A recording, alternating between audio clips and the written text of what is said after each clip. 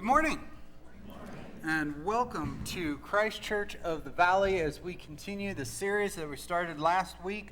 Steve started us off in the book of Hebrews, and we're going to continue through the book of Hebrews this morning. And one of the interesting things that the author of Hebrews does a lot is he compares.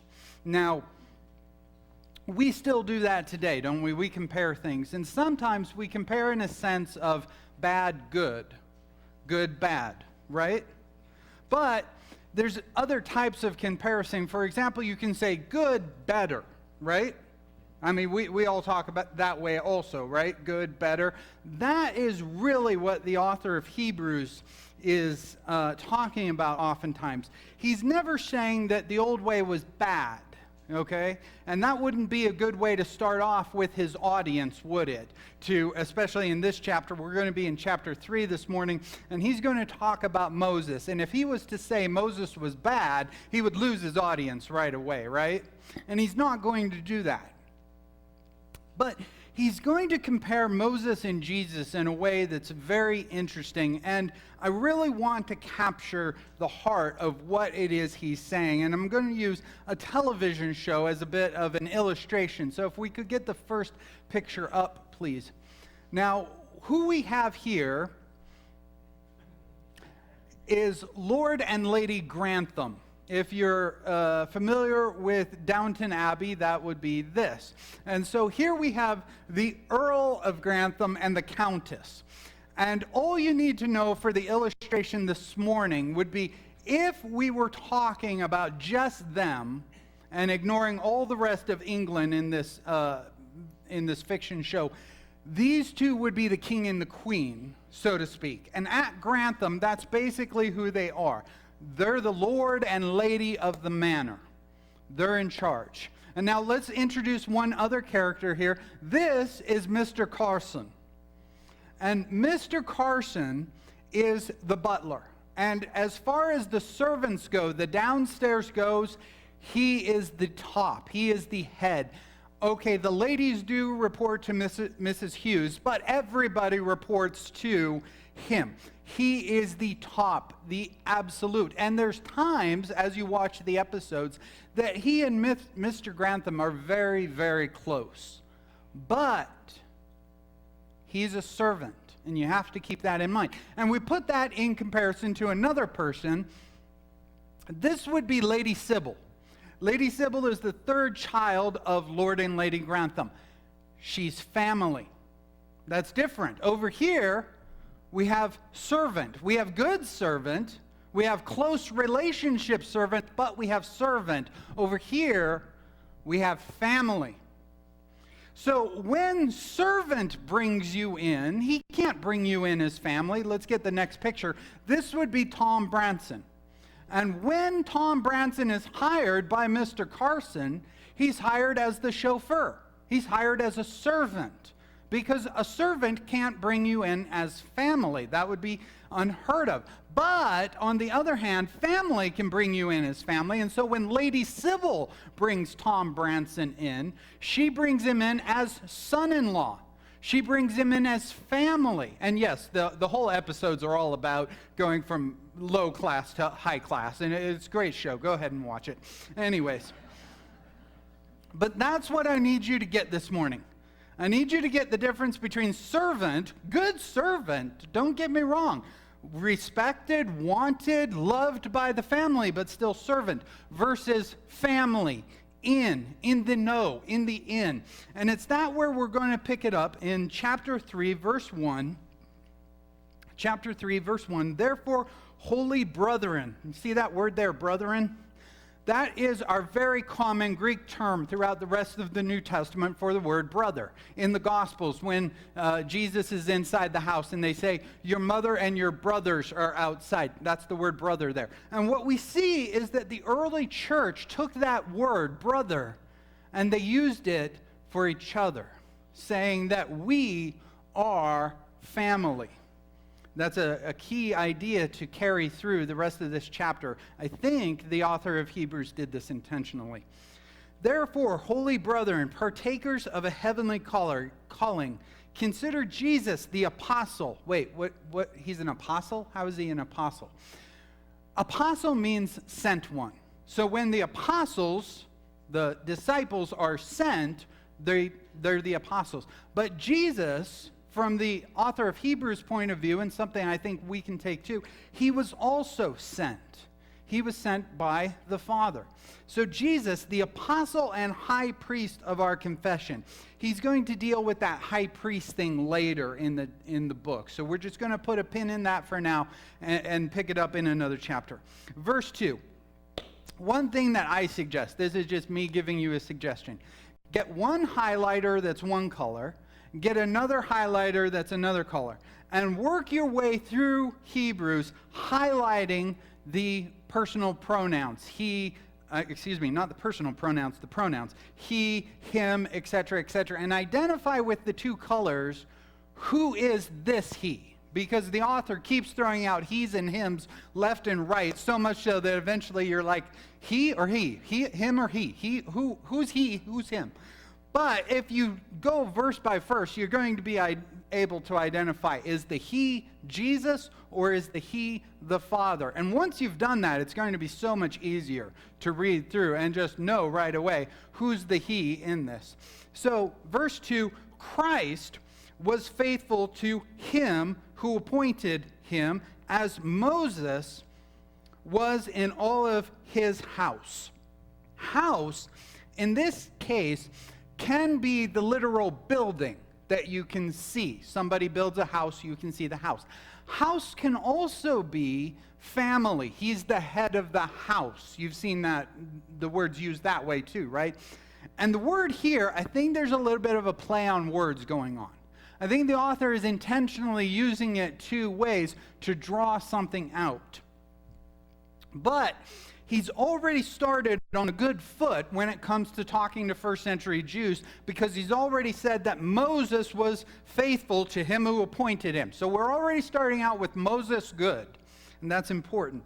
Verse 3, for he being Christ, for he has been counted worthy of more glory than Moses, just as the builder of a house has more honor than the house. Now, oftentimes you see a house, and it's a good-looking house.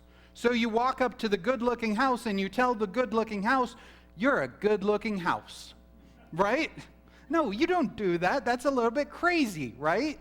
You find the guy who built, guy or gal, excuse me. You find the person who built the house, and you say to them, hey, that house you built there, good job, right?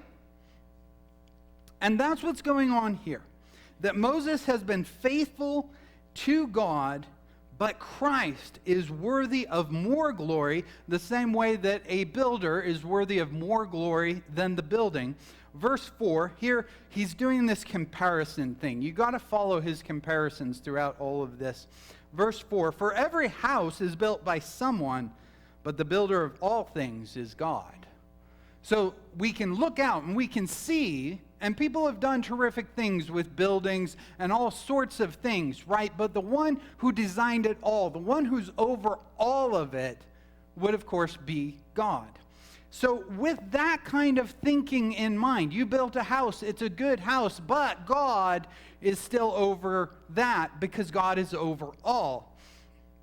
Verse 5, now Moses was faithful. Another thing you should do as you read through the scriptures is when you find a word repeated more than once, you should probably take note of it, maybe circle it, because repeating yourself can add emphasis to something. In the same way that repeating yourself can add emphasis to something. Some of you caught what I just did. Good job. Now Moses was faithful in all his house as a servant. Mr. Carson. He was faithful in all his house as a servant to the testimony, for a testimony of those things which would be spoken later. What's going on here? This thing about things spoken later. We've touched on this a little bit. When you go back to Moses, so Genesis, Exodus, Leviticus, Numbers, Deuteronomy, there you don't get a incarnated son who's going to die for your sin. You only get these little hints, these little sign markers that keep telling you, keep going. Something more is coming. And that's what he's saying here. Moses was faithful to the revelation that he received from God as to those things that would come later. So by Moses being faithful, he was able to set up those signposts, telling us there's more to come. Keep going. But here's where the contrast comes in. Verse 6. But Christ was faithful, there's our word, faithful as a son over his house. So not servant, family, son. He was faithful as a son over his house. Whose house? Whose house we are. So here's that double language going on. Wait, are we talking about a house, a building, or are we talking about a house, a family? He's about to answer that, whose house we are. So the author of Hebrews wanted to drive home that Moses built a house. He built a family, the children of Israel. And he, Moses, was faithful in building that house. And Christ was faithful in building his house, the church. And he says to his audience that day, the house that you are a part of. And we today, thousands of years later, read that and we go, that's the house that we belong to. But now, the author's tone is about to change slightly. I imagine the same way you've heard somebody speaking, and then dramatically, their tone changes. Their timing changes. Are you just laughing at me? It's in order to drive something home. He's already laid this groundwork, but now he changes to that if we hold fast our confidence and the boast of our hope firm until the end. The author is concerned about something. He's concerned not only about you getting the idea that there was the first house, which was a good house, and there's this house, which is a better house, and you're part of that house if you hold firm to the confession and to the boast until the end. And now he's going to do something the same way but different. Did you hear that? The same way but different. He's going to take that generation, the generation that Moses led out of Egypt, the generation that wandered in the wilderness. He's going to take them and he's going to compare them to Christ's house, to the people listening to him as he was saying this. And here in verse 7, he goes on to quote one of the Psalms, and he talks about the people of the Exodus generation, the people of the wandering generation, the people who saw with their own eyes God's miracles, God acting on their behalf. They saw it with their own eyes, and they all march out victorious from Egypt, and they're going out, and what do? They start complaining. They start complaining. Was it because there were not enough graves in Egypt that you brought us out to die in the wilderness? And so what does God do? God provides for them. They get to the Red Sea, and what do? They start complaining again. The generation that saw the miracles in Egypt start complaining again. And what does God do? He parts the waters of the Red Sea for them to walk through on dry land. And when they get to the other side, what do? They complain again. They saw the miracles. They saw what God can do. And what do they keep doing? Not trusting in God. They keep complaining. And they get all the way to the promised land. And the spies come back, and you know the story, and the 10 tell them, we can't go in. The people are too great for us. We can't go in. And so they stand on the border of the promised land, and they say to God, you can't take us in to the land you promised. You can't do it. They saw the miracles. They saw what God can do with their own eyes. and they get to the promised land and they say, you can't do this. And so what does God say? This generation will never enter my rest. The author of Hebrews takes that generation, holds them up as an example, and now, talking to the church again, verse 12, take care, brethren. There's our word, brethren, family. Take care, brethren, that there not be any one of you with an evil, unbelieving heart that falls away from the living God. But encourage one another day after day, as long as it's still called today, so that none of you will be hardened by the deceitfulness of sin.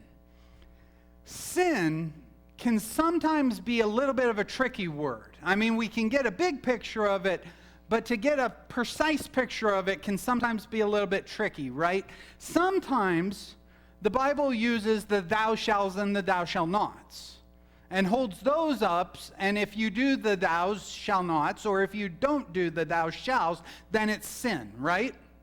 But then other times there's a little bit more of a different concept, almost like a debt concept when it comes to sin. We see that in the Day of Atonement, and we see that with the scapegoat going off into the wilderness, carrying our sins with him, right? So how should we identify this sin that the author of Hebrews is talking about? Is it this kind of sin or is it that kind of sin? I'm going to suggest that we take the word sin here as the broadest concept that we can possibly use for sin. And that would be basically any time that we say to God, you've already said this, but we're not listening to you. We're not doing that. And now the heart check moment. How many of you can testify about that kind of sin from personal experience? And my hand is up there. And I have to emphasize that my hand is up there because we have to relate to what the author of Hebrews is saying here. We can't just leave it in the abstract. We can't just leave it as this highfalutin thought. We have to be able to identify with it. We have to be able to say, me too. And now I want to ask those who had the courage to raise your hand with that, I want to ask you a personal question. That first time that you reached that moment where you can obey God or you can disobey God, and you chose to disobey God. At that moment, did you have a hard heart? I doubt that at that moment you could say you had a hard heart, but by starting that pattern, I don't know why that word hung me up there, didn't it become easy then the next time to go your way, not God's way? And the next time, a little bit easier and a little bit easier and a little bit easier to do it, right? Or am I just making this up? Can everybody relate to this? And it's when you get out there that you realize you don't even care what God said about it anymore. You're just going to do it your way, right? You've been there. We've been there. We all know this, right? I think that's the sin that the author of Hebrews is concerned about. I think that's the kind of sin that delves a death blow to faith over time. But the author of Hebrews gave us kind of the antidote, kind of the cure to this there in verse 13. But encourage one another day after day, as long as it's still called today. Yep, still today. Now I want to get into the abstract a little bit. I want to ask you, is today today? Yes, today is today. Is tomorrow today? No. Now, in a pragmatic sense, will tomorrow eventually be today? There's a very good chance that tomorrow will eventually be today. But in a different sense, in a we don't know the time or the hour sense, is there a possibility that tomorrow might never be today? There's a possibility. I'm not planting a flag or anything like that. I'm not saying that tomorrow will never come. But we know that there are a limited number of todays, right? Nobody knows how many todays there are, but there are a limited number of days. But the author isn't concerned with us figuring out how many todays there are going to be. The author is concerned with, if it is still today, we should encourage one another day after day. That is that cure that we're talking about. Interestingly, this thought that the author is talking about has been on my head for like the last 2 months or last month. And even before Steve and I decided on this and divided up the passages and so forth, I was amazed when I got this passage because my brain was already there. My brain was already thinking about this concept, this back and forth of faith. And that word faith, and what faith means on a Monday versus what faith means on a Friday, and things like that. Now, we have, in the last couple of months, seen 2 or 3 big names, and I want to say it that way, big names in Christianity, because I don't want to emphasize that there's somebody big in Christianity to give the impression that you're somebody little in Christianity. Maybe we should use the term celebrity, I don't know, but we've seen 2 Christian celebrities using social media to say, I'm not a Christian anymore. Or the second one to say, at least I'm struggling with my faith, but I don't really care that I'm struggling with my faith anymore. And I want to speak to that second guy a little bit more because he wrote quite an interesting thing on social media. And of course, I'm not going to go through it line by line. And the thing is, I have to confess to you, I've never met him. I've not talked to him. I would love to talk to him. And I would love to flesh out some of these things that he's talking about in here. But he says a few things that when I'm reading this chapter, I go, that's interesting. And in his tweet, he talked about how many preachers fall. Many. Nobody wants to talk about it. And I have to admit that if I took his word on face value, I'd be a little bit offended by that nobody wants to talk about it thing. Because I want to talk about it. But of course, we have to read him where he is. And maybe he's just talking about his circle. We use language like that, right? We talk about our circle. And if nobody in our circle wants to talk about it, we say things like nobody wants to talk about it, right? I'm going to share with you, when I was a youth pastor out in Oregon, I met with the other youth pastors every once in a while. We would have lunch together. We would talk about things and stuff like that. There was a Baptist youth pastor, and I liked him. I liked him because he's a thinker, and I'm a thinker.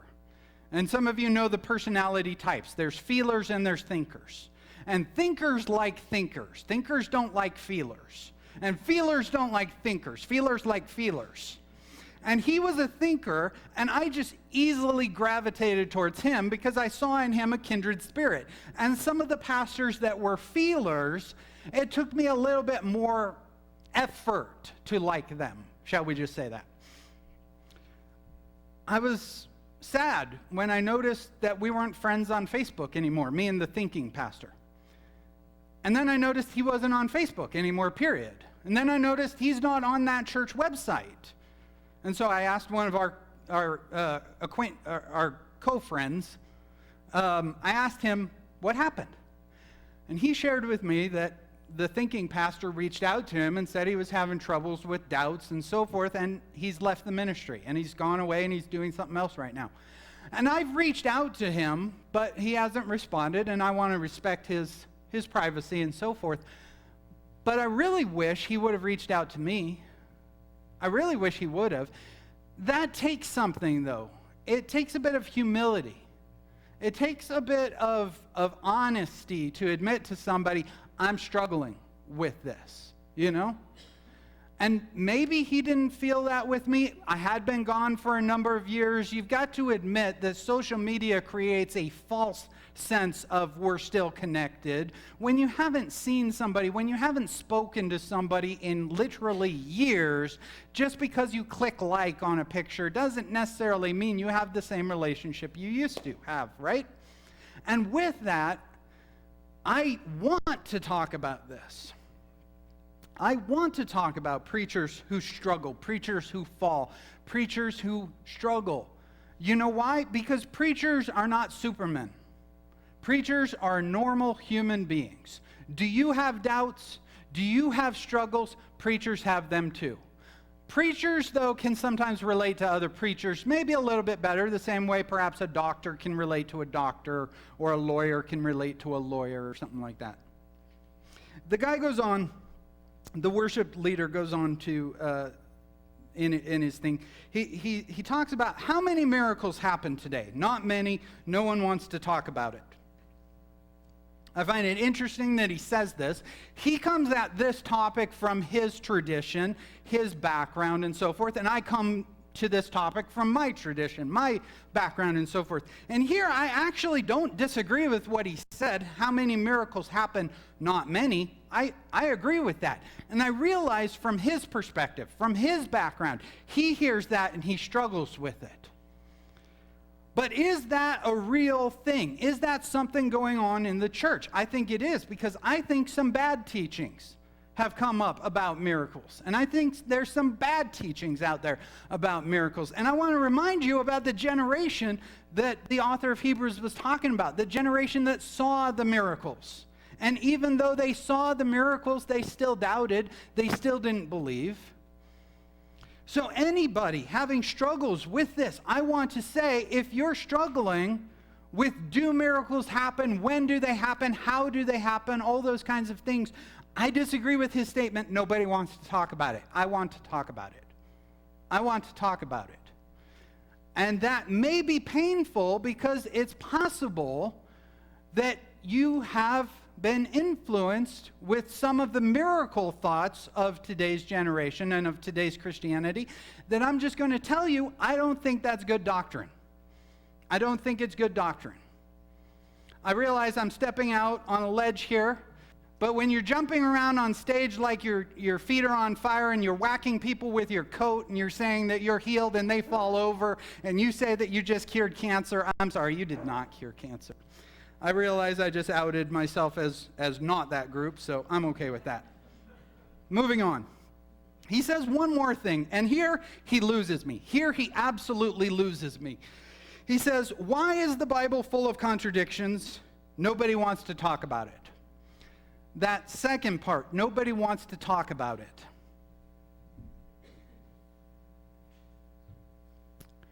I don't know what you're talking about when you say nobody wants to talk about it. Because for the last 200 years, people have been writing about this book and saying, here's a contradiction and here's a contradiction. And other people have heard that and looked at it and said, it's not a contradiction. And here's why it's not a contradiction. And this other thing, it's not a contradiction. And here's another thing that's not a contradiction. There are terrific books out there on that very subject, dealing with this very thing. And do you want to know why this speaks to me specifically? Because the first time anybody ever pointed out a contradiction to me in the Bible, it made me stumble. It made me go, oh no, what do we do with that? And I'm just going to share that. I have no idea if that's his thought here. I didn't get to talk to him. I would love to know what he's talking about here. But somebody pointed out to me, Matthew says that Judas went off and hanged himself. But Luke says that in Acts, that man fell headlong and burst open in the middle. And the person said, see, there's a contradiction there, because one says he hanged himself, the other says he fell headlong and burst open in the middle. And I said, oh no. I'm going to have to look into this. I'm going to have to ask some hard questions about this. Let's, though, establish what a contradiction is and what a contradiction isn't. Let's say that I tell you, yesterday for breakfast I had a donut.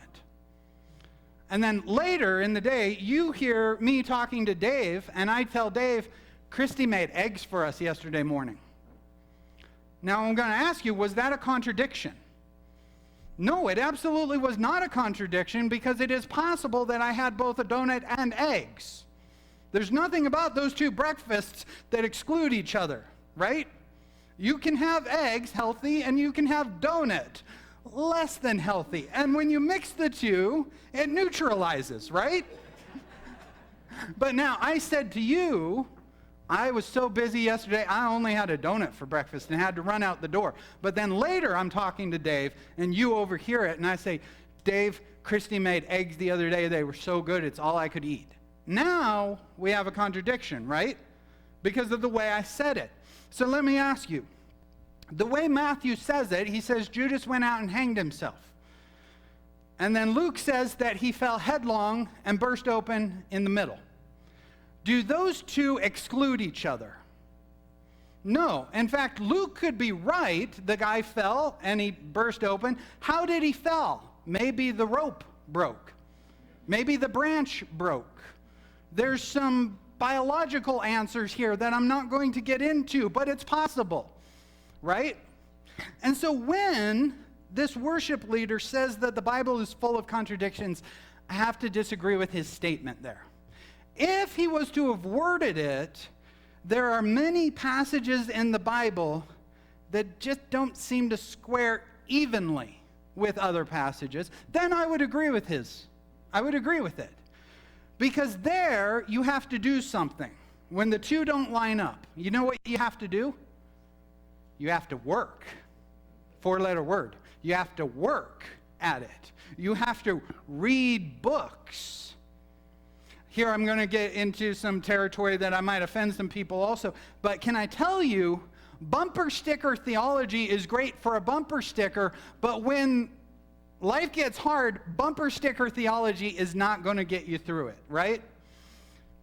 Bumper sticker theology, cliche theology, you've heard these things. God won't give you more than you can handle. Except that's not in the scriptures. In fact, the passage that it's closest to actually says God won't let you be tempted beyond what you can bear. God won't give you more than you can handle, and God won't let you be tempted. Those are not the same things, right? So I'm just going to tell you that there's this pop Christianity. There's this level of pop Christianity where we just share the t-shirt slogans. We just share that kind of theology, right?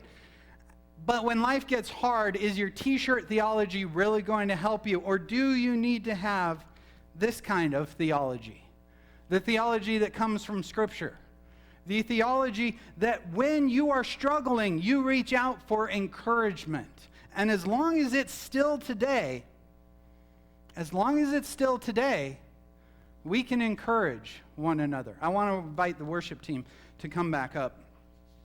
And I want to ask you, have you been there? Have you been at that hard point in life where it doesn't make sense and you didn't know what God was doing? Have you been there? It takes a level of honesty that's not always easy to call up your friend and to say, I'm struggling with this. I don't know these two, the author and the worship leader. I don't know them personally. I don't know how long they were struggling. I don't know if while they were struggling, they ever reached out to somebody. We went camping last month. Good camping trip. I like the fire. I'm the kind of guy that likes the fire. When you keep the fire together, it burns hot, it burns bright. When you separate the coals, the heat kind of dissipates. And the flames don't touch each other, and it goes out. Christianity can be a lot like that. When we're together, we can be a roaring fire, right? But when you separate us, when we're not touching each other, the fire can get colder very quickly, can't it? Do you know how snakes in areas, what was Timon? What was Timon? He was a meerkat. You know how snakes hunt meerkats? They wait until they're spread out. They wait until they're away from each other. And then they seize on one and they watch and make sure none of his friends are nearby. Because if he can get him when none of his friends are nearby, his friends can't help him. He can get him and he can get away. Satan works the exact same way. Satan works the exact same way. He wants to wait until you are away from the others. Till you're away from me. Till you're away from your brothers, your sisters. And when you're away, your brothers and your sisters can't help you, and it's then that Satan's going to attack. It's then that Satan's going to pounce. Is that what happened with our brothers here? I don't know. Is that what was happening here in the first century? Maybe. Is that what happens today? Yes. And if you're there, if you're struggling, don't struggle in silence. Don't struggle in silence. Reach out. Say, I'm struggling. And especially, I want to share, I'm going to wrap up. I did invite them up for a purpose, just so you know. The contradiction question. It's very possible you'll be reading along, and I hope you're reading along, by the way. And you come across two passages. It seems that James says this over here, but Paul says that over there. It seems that Matthew says this, but Mark says that. Those are there. They're there. And it's hard sometimes to square them. But you know what? I have books on that subject. Do you want to know why I have books on that subject? Because that bothered me. Because I needed answers. And if you're there and you need answers, call me up. Perhaps I already know the answer to your contradiction, not because I'm super smart, but because it bugged me and I had to find an answer. Possibly, though, I don't have an answer yet for you. You know what we're going to do in that case? You're going to give me a little time. I'm going to look into it for you. And then I'm going to call you back, or I'm going to email you back. And I'm going to answer your question. Do you know why I want to answer your question? Because I don't want you to not have an answer to your question. I want you to be able to understand the Word of God. I want it to be living and active. That's something that's going to be coming up here in the book of Hebrews. I want it to be living and active. That's what I want for you. And if you don't know that, if you're here with us and you don't know what it is to be part of the family, don't leave here this morning without understanding what a family is. Understanding how the body of Christ is a family.